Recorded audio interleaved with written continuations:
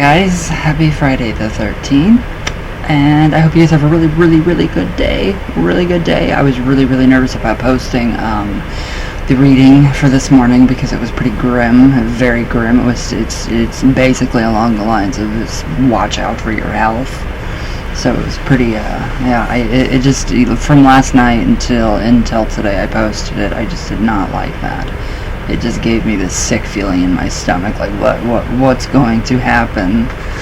So, alright, the Crossroads Pact. Everybody knows about Jack Johnson or whoever it was, going down to the crossroads, making a pact with the devil and getting, imbued with magical abilities to play the guitar like no other.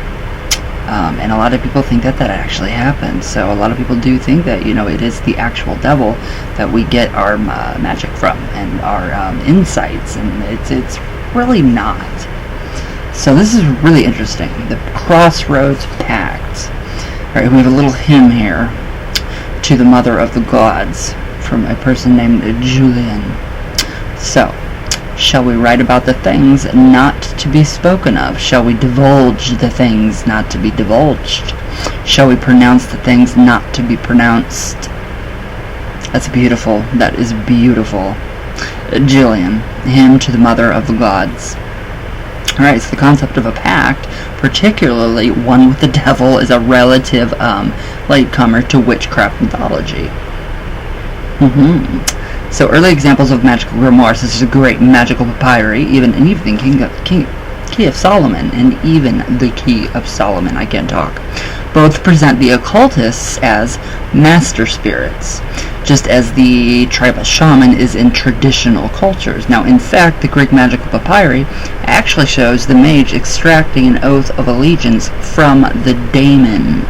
So he's extracting an oath of allegiance from the daemon, which is, it would be the opposite, the complete opposite of making a pact, yourself. So, rather than the other way around. So it seems to be a uniquely post-Christian idea that the witch obtained his or her power from a pact with the devil or other powerful familiar. And that's funny though, I haven't even read this part yet. So, but before we reject the practice outright, it might pay to take apart some of the motives within it to find if, like so many other witchcraft traditions, there is something of an elder power hiding behind the diabolism,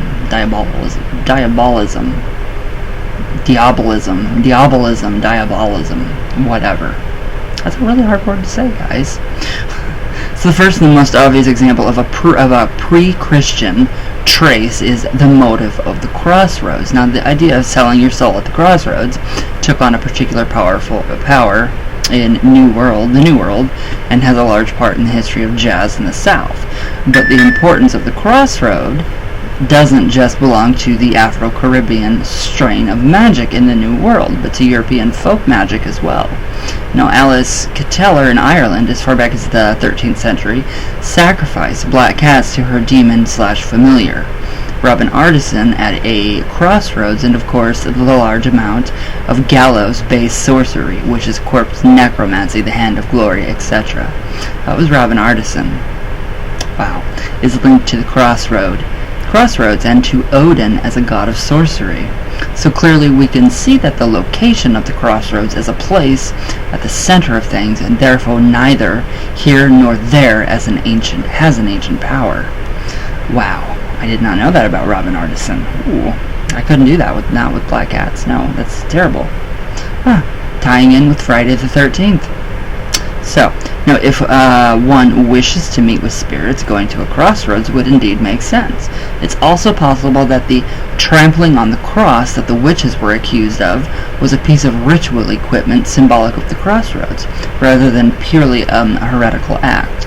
So it was not trampling on the cross to denounce, Jesus or God, or, anything ridiculous that people come up with. They just don't understand it, so they come up with stuff like that. And that's how that came about. So, where did I go? Okay, they're trampling on the cross. So, the second factor that comes to mind is the abjuration of the Christian baptism by the witch. So So this is perhaps one of the most important points to be said for the idea of pacts. Just because something is post-Christian does not mean it is without occult value, and occult means unknown. So it may actually address a new need that was not present in former eras. Now, if a spiritual ritual of baptism has been performed on you as an infant before you could consent, you may well wish to confirm your status as one outside by renouncing this ritual formally. So I've done that with my baptism. I've renounced it like big time. I did a long time ago, and yeah, I don't think I'm any. I don't think that that's it goes with the faith. You have to denounce it, and it just goes away, I guess.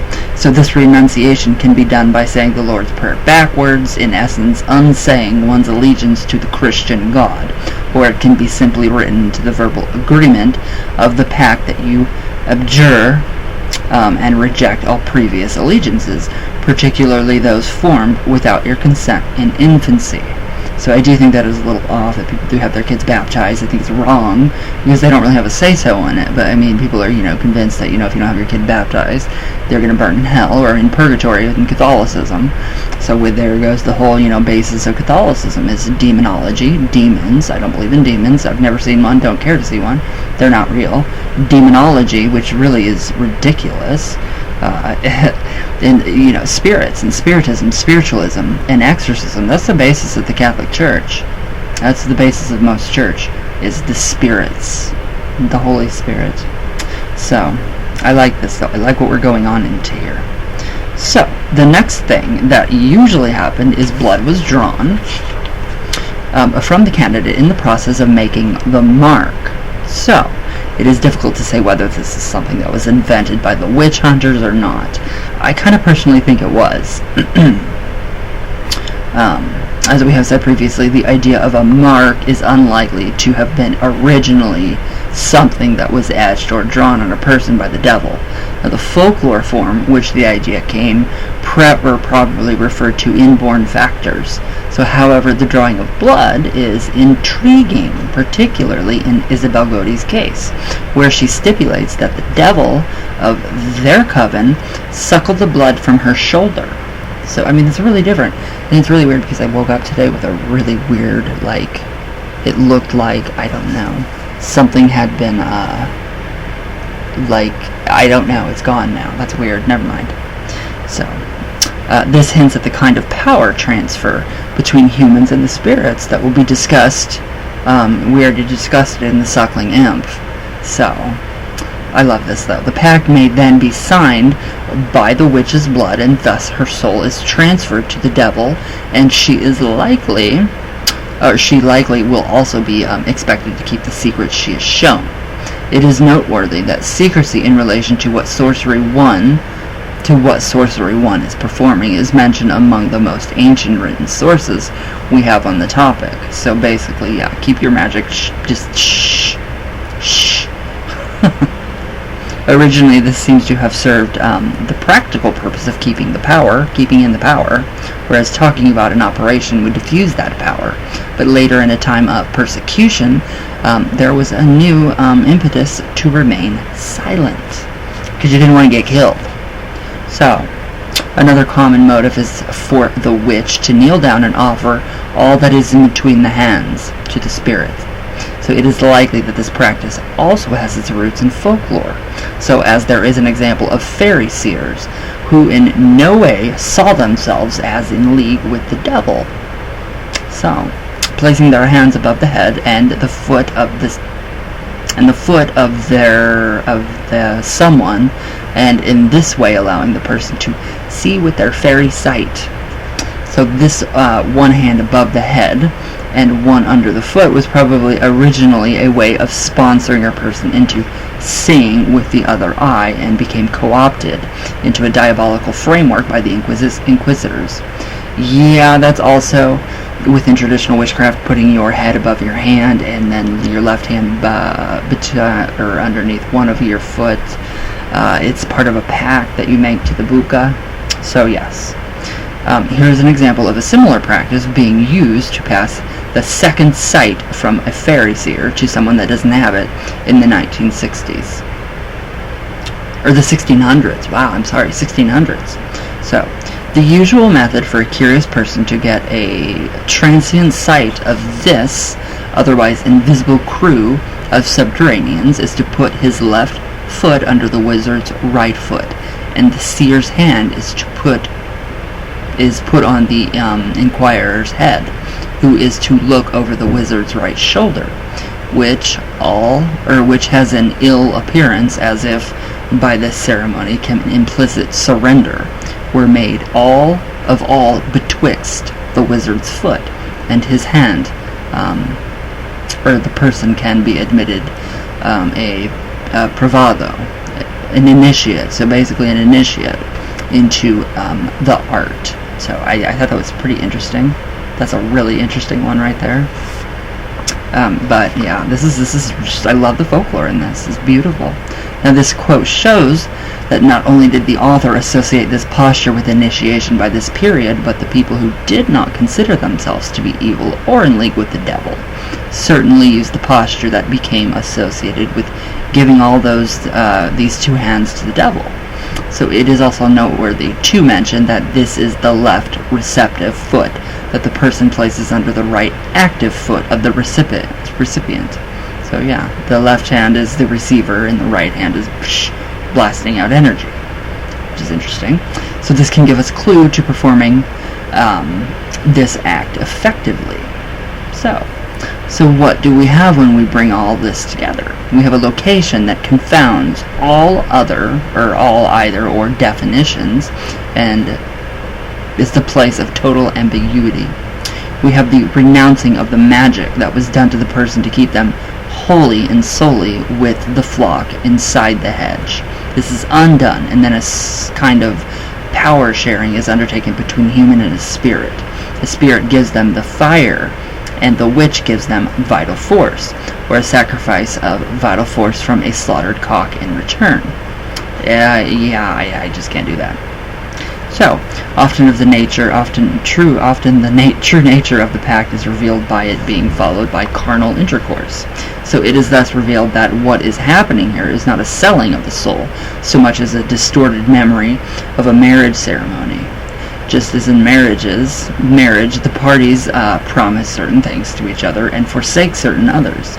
So the process might involve being given away by a human sponsor who presents you to the spirit, using their power as a kind of bridge between the hands. It's really, really interesting. I mean, it's like a marriage, a predestined marriage, just like you get Easter egg Sabrina when she's promised her soul to, baptized. That kind of gets all wonky. So, and she kind of undoes it or whatever. There we go. She did do it. She totally undid it. So, where did I go? Okay, so in this model we can actually find a workable approach to the witch's pact that strips it of its unnecessary Christian baggage. So there is a lot of Christian baggage that does not need to be in traditional craft at all. So what should go into the witch's pact? This could be as personal as wedding vows for a witch working alone. The pact may simply be simply between themselves and their fetchmate, or may specify the master or the queen of fairy, or other power spirit also. So it is when working in covens that pacts truly come into their own. However, they can be viewed as the key to be bringing together and reconciling a group of witches working with very disparate types of spirits. So, in which case, the pact should include such things as a statement of loyalty to the coven's devil, as a way of uniting the practitioners, as well as a certain agreed-on matters of a code that will make sure that all the witches present are working toward the same common goals and keeping the certain rules that allow for healthy, safe, and reciprocal interaction between the parties. So, that is the Crossroads Pact. So that is, it's really interesting. I thought that was really beautiful. So those entries, the poetry, the quote at the top, So I thought that was pretty interesting. I've always wondered about the Crossroads. But yeah, I mean, I just think it's a really, really interesting thing, and I love what goes on to, and I love what goes into the folklore, and I love that there is also the Christian baggage that gets totally, displaced out of it. So it's not, the trampling on the cross, none of that ever, happened. I mean, I'm sure there's radical people out there that do this just out of spite. So yes, of course, there's going to be those people out there that do this. They're radical, and they're very, very anti-Christian and anti-Christ and all of that.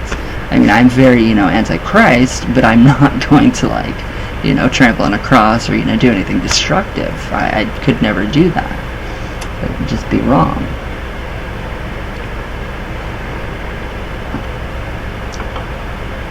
So yeah, that's kind of a little bit of lore behind the whole, Pact at the Crossroads. So I live on a crossroad. I literally live on a crossroad. So it's interesting because it does seem like a portal. It really does. This is a very, very clever way to cover up a freaking portal. Crossroad here, crossroad down there. The what do you want to call it? Cemetery down there. It's really interesting. More crossroads down there. More crossroads that way, so they're everywhere around me. So, I mean, even intersecting, when I went back and did a bunch of research on my old house, I connected my house, to that house on Google Maps, and then I connected some ley lines, and basically what happened was I was in the middle of a giant pentagram. I was like, oh wow, a pentagram, and then there's the crossroad. So the crossroad is literally just like out here, right here. Here's the pentagram, here's the crossroad. So the crossroad, or the pentagram, is literally, or here's the pentagram, here's the crossroad, literally like this, close to each other. About that close to each other. Really, really strange. So I was like, yeah, I showed my dad. He's like, oh my god, no wonder this house is so haunted. But yeah, I know. So, alright guys, I'm done. So, I hope you guys have a good Friday the 13th, and yes, watch something fun tonight, and let me know what you guys think, and thank you guys for all your comments. I love them. I hope you guys enjoyed my storm video yesterday. I'm no meteorologist, so I can't drive with a phone. Thank God for the popper thing on the back of the phone. But yeah, I thought it was incredible. So, well, yeah, it was really weird and scary because of all those people's houses and all that. But, alright guys, I love you. Stay safe, stay healthy. Happy belated birthday, Ton. It was Chani Katane's birthday last week. Very sad. Very sad. Bringing up stuff, and I'm just like, oh. But alright, everybody please be safe, stay healthy, stay happy. I love you guys with all my heart. All the way from Venus. All the way back down. And I will see you all tomorrow. So, everybody have a good weekend. Try to. And thank you guys for everything that you do on here. I love you guys.